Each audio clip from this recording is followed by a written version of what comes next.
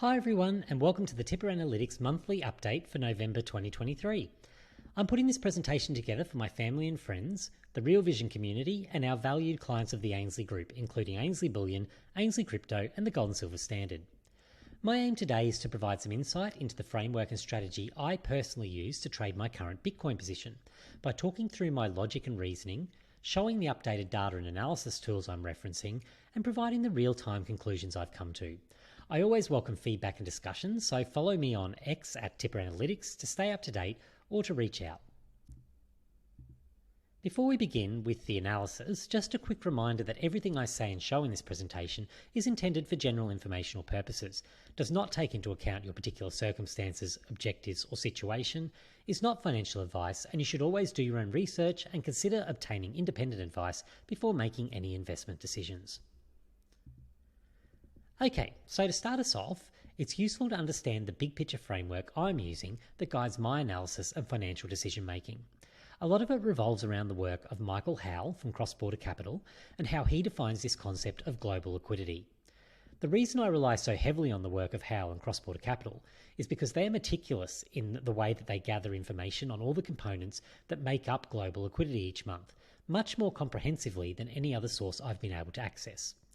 I find most alternative sources of global liquidity to be poor substitutes because they either only focus on a small subset of countries and economies from around the world, or they focus on a small subset of important components, with many only discussing central bank money.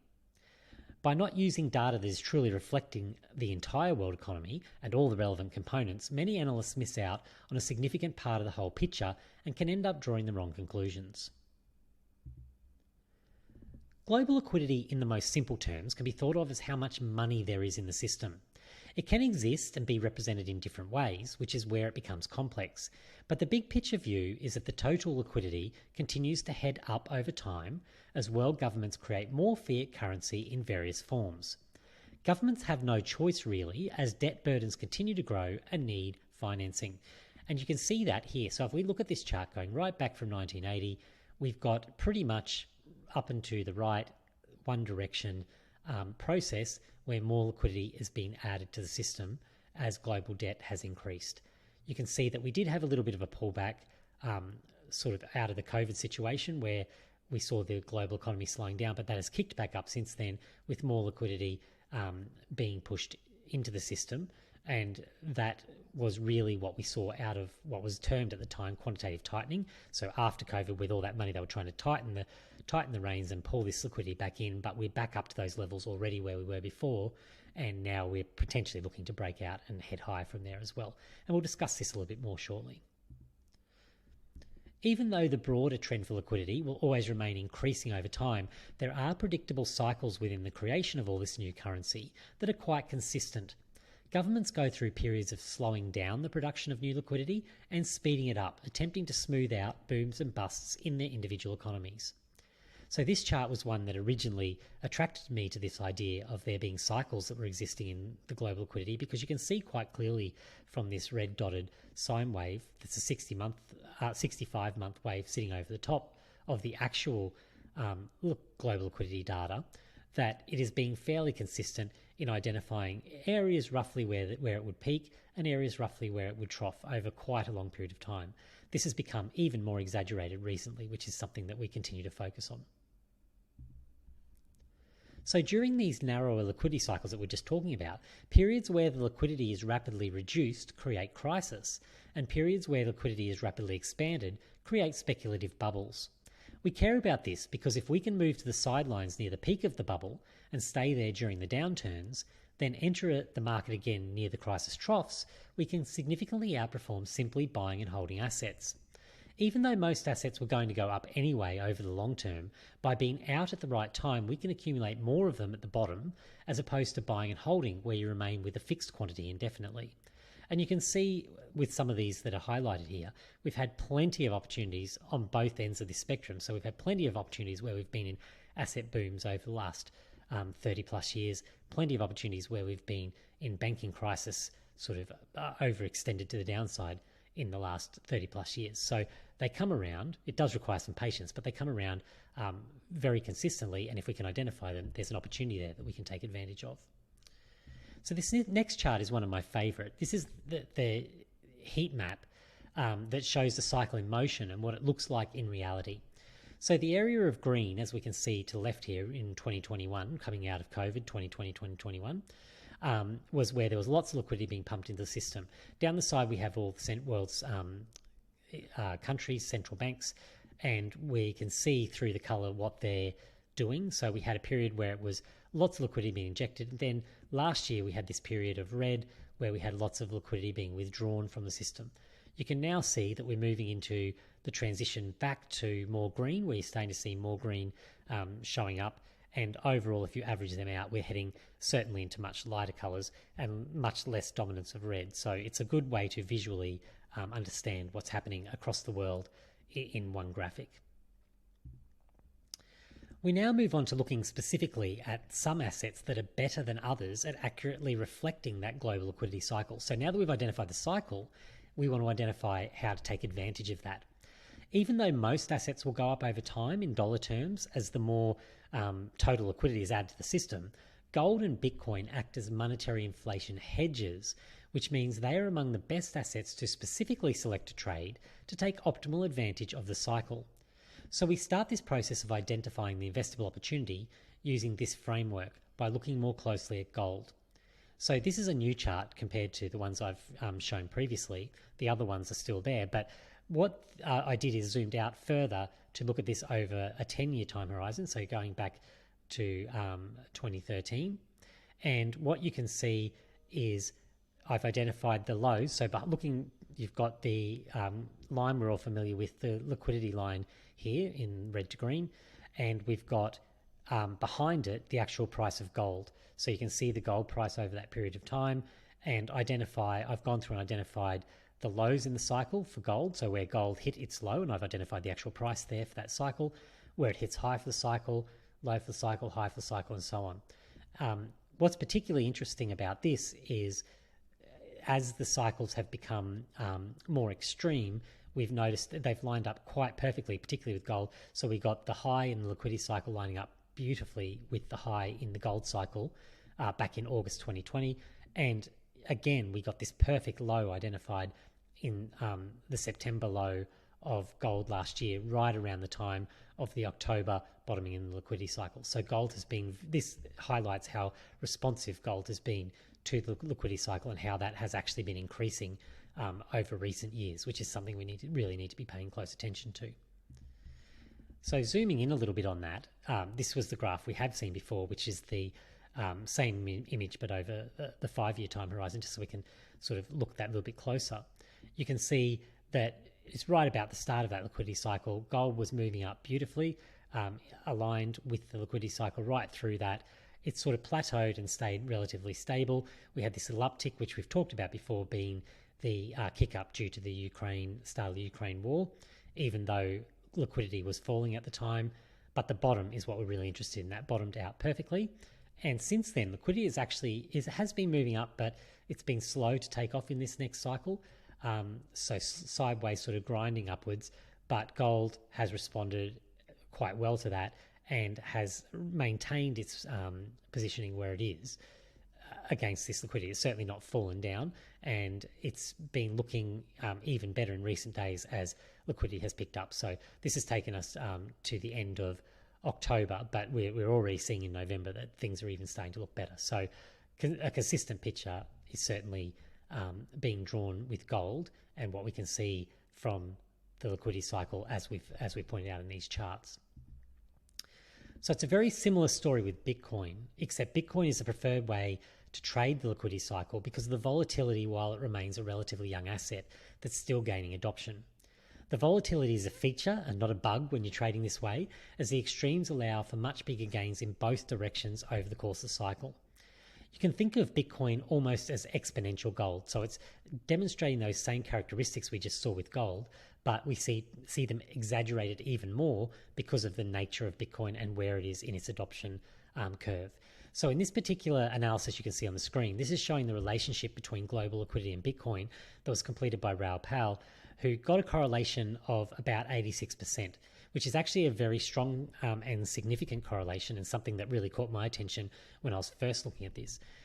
it becomes even more compelling when you realize that the correlation would be much higher if it wasn't for those exponential upside spikes that we were just talking about. So it's actually those spikes to the upside that have caused the correlation to reduce a little bit, because you get this sort of clustering of movement when the price really takes off. But the correlation is still very high and very worth paying attention to compared to many other things you'll find. In fact, compared to pretty much anything else I've been able to find a correlation with.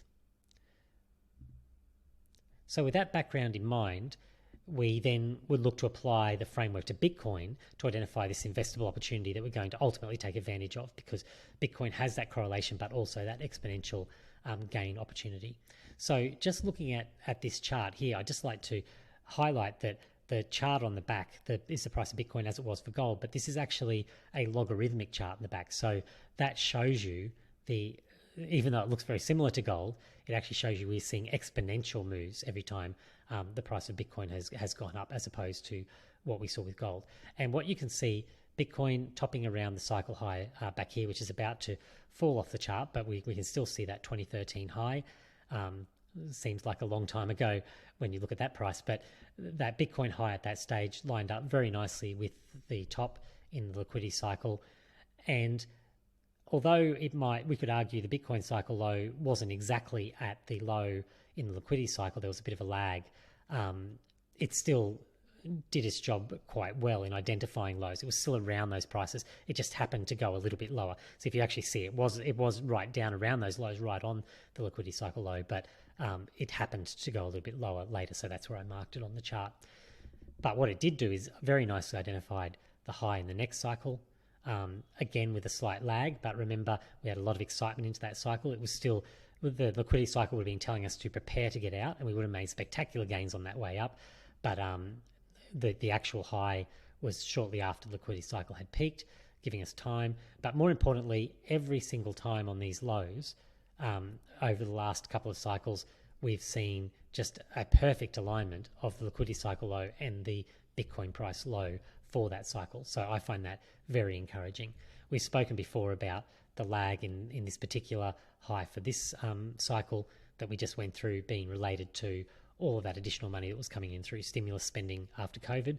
So that I would almost say is a little bit of an anomaly how far later into the falling cycle that was. But it seems we can expect a little bit of a lag based on the last couple of cycles, at least on the high. That's okay. We're happy to still potentially even get out a little bit early, but what we'll be looking for is those highs in the liquidity cycle to be in place before we think about exiting the position that we were very interested in from this low back here. So zooming in once again is just showing this on the 5-year scale so we can look a little bit closer. And this is on the normal. So when you take the logarithmic scale out of it that we had in the previous chart and look at it just in a normal linear way, it almost becomes quite distorted because that move was so large. Even at the highs here, it was actually a significant move from the lows to the highs. From the lows to the highs of the liquidity cycle back here. From there to there, it just looks flat almost compared to what came after. So that's why we needed to look at it in that logarithmic way back on the previous chart. But you can see quite clearly, again, really lined up quite nicely with the low in the liquidity cycle, lining up with the low in the Bitcoin price, this price being the average price over the month. And we've been very happy with that, giving us that clear indication so far.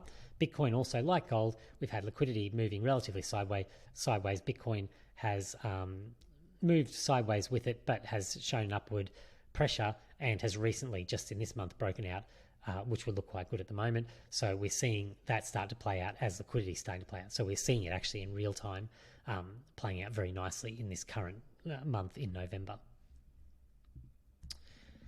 Okay, so we now move from the framework side, which was established before, why we're looking to trade Bitcoin, to looking specifically at a strategy, because I believe strategy is really important. We've got to have it written down. We've got to know what we're doing before we begin. That's what allows us to keep ourselves in check and to make sure that we follow through and don't sort of get caught up in the emotion of it all. So this outlines the specifics of what we're going to do to execute those trades, and you can see it on the screen. I look at that liquidity index data and the trend direction. I also do some analysis myself just to identify where we are in the cycle. Then when I've built the conviction that the low in the global liquidity cycle is in place, we then purchase Bitcoin on a buy signal, and then we're going to hold that right up to the highs of the global liquidity cycle. When we're sure that that's passed, then we'll use the next sell signal to exit the position. So here I'll show you the chart. This has changed slightly from last month as well. This is my Bitcoin buy and sell signals chart. You can actually see I've sort of muted the signals because it was getting a little bit messy.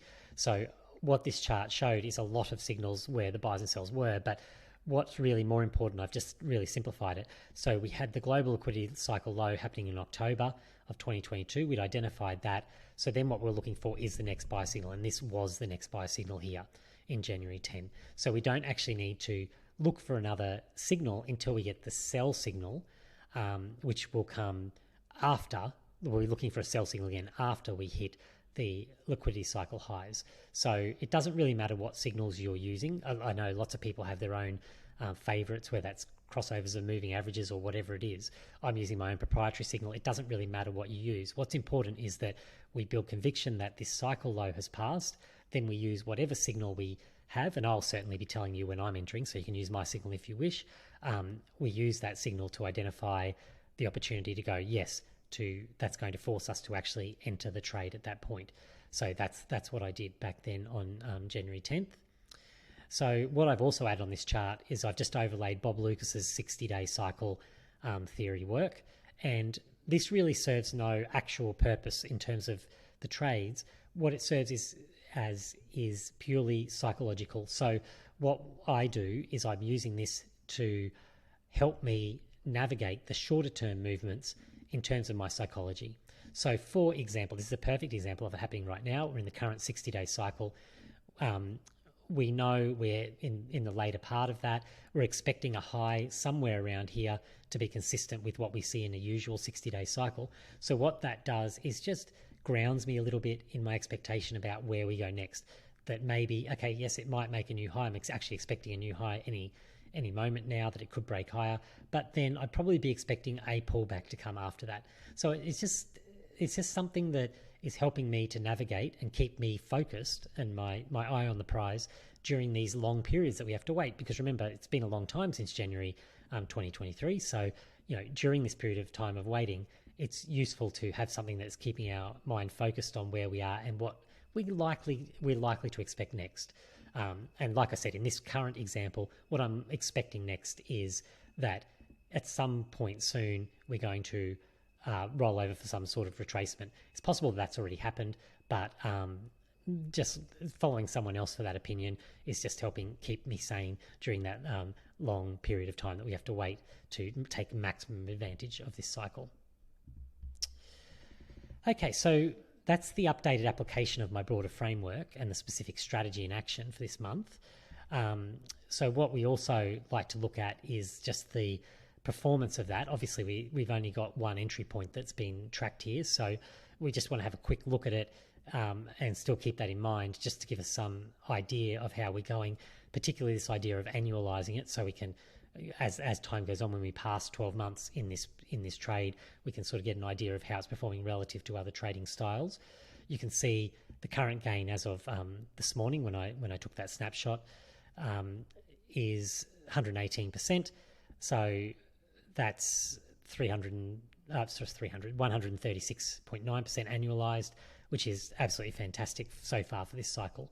So whether it maintains that, whether it exceeds that, we don't know, but at an annualized rate of that sort of figure, that is spectacular, and certainly something I've not been able to consistently achieve through other forms of investing outside of crypto. So that's the advantage of being, particularly in Bitcoin, looking at it as that exponential gold, what we were talking about before, where you have that real upside potential.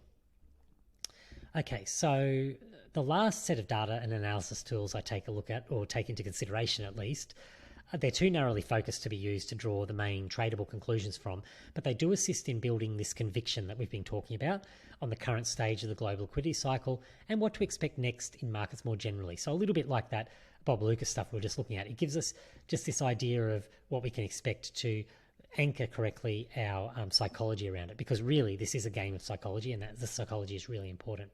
So the additional data I look at is the CPI data, the consumer price inflation data out of the US, and the government debt linked to bond yields out of the US. So I've looked at these over the last couple of months. I'll continue looking at them because they just give us that bigger framework. So first of all, moving into that CPI data, we called this quite well, I feel, last month, saying we could expect surprises to the downside, because what it was saying at the time was inflation, we would have been back here somewhere, it was sort of under 3%, and at the time the government reported rate was quite high, so up in the high threes, and we just said you could expect to the downside, risk to the downside, and that's exactly what happened.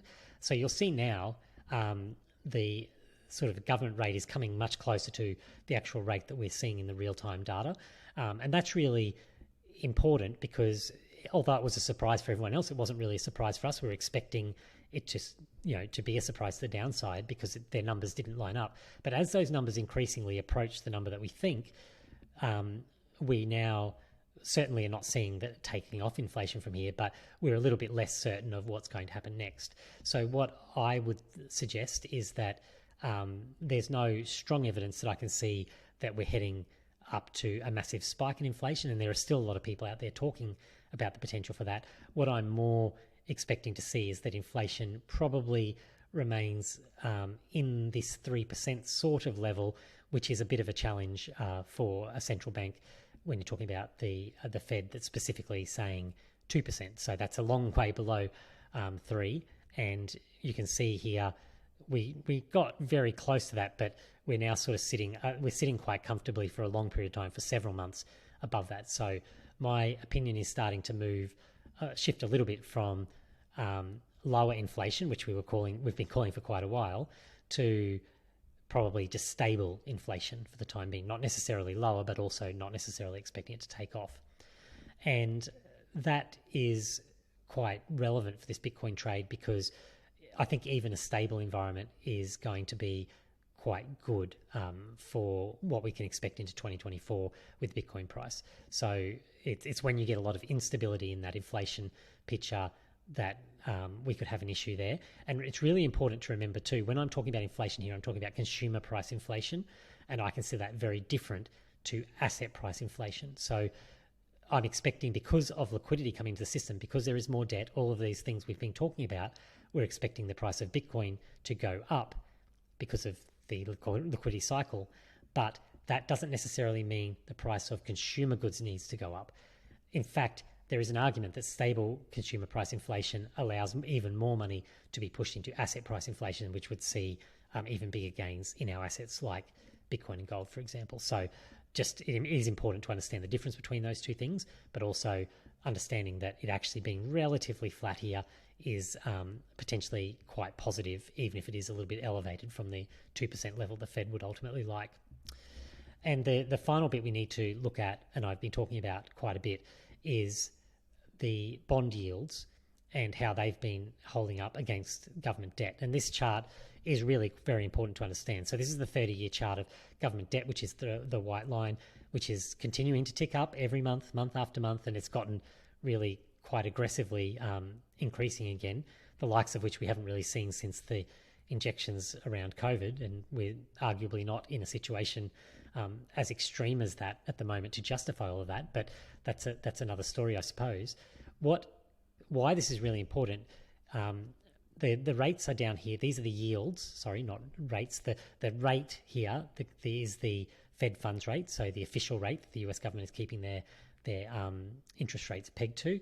And what we're seeing is the yields on the various forms of government bonds listed down here, from the 2-year through to the 30-year. So we've got a whole range of government bonds, all have just gone through over the last few years a rapid period of the yield increasing, corresponding to the Fed's rate rise increasing. So that has been really interesting to watch. But what was particularly relevant is we identified last month, and we were quite early to this, I think, specifically compared to a lot of other people who are expecting it to spike much higher. Yields we identified as starting to roll over, and that is certainly what's happened. You can see they have pulled back quite significantly. All of these yields were pushing above 5% and really looking like they wanted to potentially spike higher, but there was the potential that the top was in and that they were going to roll over, and that seems to be what's happened. Now, again, almost like the inflation story, that's starting to change my opinion slightly. There's certainly more room for this to move down, and we've seen long periods of time in history where once it's peaked, we have long periods where these yields move lower. What's starting to capture my attention, however, is what I started this with, the government debt situation, and what has actually been happening in the background. And this is a little bit, gets a little bit complex, but what we've seen in the background is the government issuing new debt at the shorter end of that, and of the yield curve. And what that means is they've been issuing lots of debt less than 2 years, so really short-term debt, really just pushing that out into the market because they've had a lot of debt to issue. As you can imagine, when the debt number gets so high, you've got a lot of debt that needs refinancing and a lot of new debt that needs financing. So they've been pushing so much of this debt out into the market that to not spike these yields much higher, they've been deliberately doing it in the very short term. Now, the problem with that, of course, is that short term runs out eventually because it will need to be refinanced very quickly because it's only being short term debt. And that means that it is going to need to be pushed out on the yield curve into some of these longer durations. Ideally, the government wants to be issuing at 30-year debt, preferably not at these rates, but at 30-year debt at as lower rates as possible is what they want to do to finance their debt. So why this is changing my perspective a little bit is I think we could be approaching a time where these yields actually do start moving up again, even potentially against the backdrop of the official Fed funds rate coming down. So that would be a very unusual situation that we haven't really seen play out like this before, certainly not over this period of time that we're looking at, but that is something that I can see potentially on the horizon and the not too far horizon as all of this ridiculous amount of debt comes needing to be financed and refinanced over the months ahead. So I'm happy that this was quite positive. I was expecting this would be positive for Bitcoin if we saw that stabilizing, because this is almost what we would call a soft landing. This is a nice, smooth, everything returning to normal type scenario. But I'm not sure whether that can be maintained. So that will be interesting to watch in the months ahead. And that kind of leads me to my final thoughts on this today, which is actually a similar chart, but looking specifically at the interest payments that need to be factored in here. And as we can see in this chart, they're nearing $1 trillion. This is US, obviously, but just the rate at which this is taken off is quite concerning, where you've got all of this interest that needs to be paid on the debt, and that the money doesn't exist because obviously the debt they're running at a deficit as it is, so they need to keep printing, or they need to keep borrowing more and more money to make this work. And now you've got the interest approaching $1 trillion on top of that needs to be financed. So it's really becoming a very concerning situation. Great situation for Bitcoin longer term, but it could mean that we're heading into another period of volatility as we watch this going forward, because this is something that we're not going to be the only ones noticing. Lots of people, lots of participants in the market are going to start getting very concerned about this heading into next year, as they start to realize that, well, you can't just keep paying off one credit card with another. That's not a sustainable path for the future. So that's sort of my final thoughts on this, is just we need to be paying attention, particularly now that Bitcoin's doing so well. We're up at those highs. We're nowhere near the end of the liquidity cycle, but it's an area where we need to really start locking in for that longer term move, because we could be seeing some volatility ahead that could really be testing us. So we want to make sure that conviction is high and remains nice and high. So thank you. That's it for this month. Thank you for watching my update. Hopefully you find it valuable to step through the process with me in this format. As I mentioned at the start, I always welcome feedback and discussion. So follow me on X at Tipper Analytics to stay up to date or reach out. I'll be back in December with the next monthly update to reassess and identify what's changed. So I'll talk to you all again then, if not sooner, on X, Discord, or the Real Vision platform. Until we chat again, good luck in the market.